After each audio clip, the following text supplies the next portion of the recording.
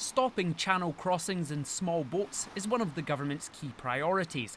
They're set to publish plans meaning anyone travelling to the UK this way will be detained and then deported to their home country or a third country like Rwanda and banned from ever returning.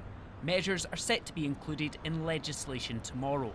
This week we will be bringing forward additional legislation which is based on the principle that if people travel here via illegal routes, they shouldn't be allowed to stay, which I think is common sense and right.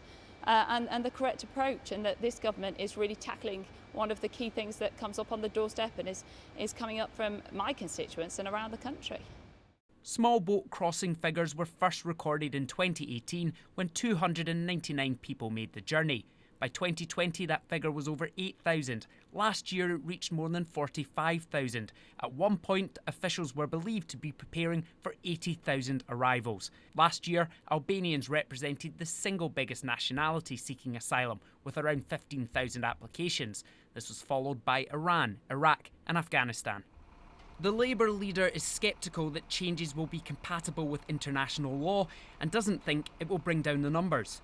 In April of last year, we had legislation and the government said, and I quote, it would break the business model, it would end illegal migration.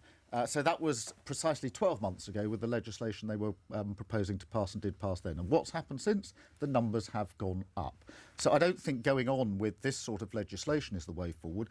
Why not put the money and the resource into the National Crime Agency and break the gangs who are running this? The government is determined to stress the message that they want to be tough when it comes to borders. But are their plans workable? The proposals that the government is putting forward say if you arrive in a small boat, you'll automatically be considered illegal and we will detain you and deport you. But where are they going to be detained? The government doesn't have a lot of detention space. And to where are they going to be deported? Because the government has very few safe country agreements to return asylum seekers to.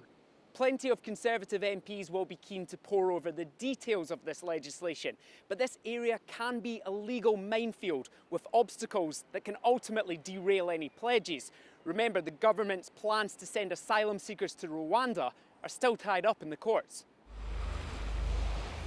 Ministers believe they can deal with small boats while staying part of the European Convention on Human Rights. Some of the government's own backbenchers could take some convincing.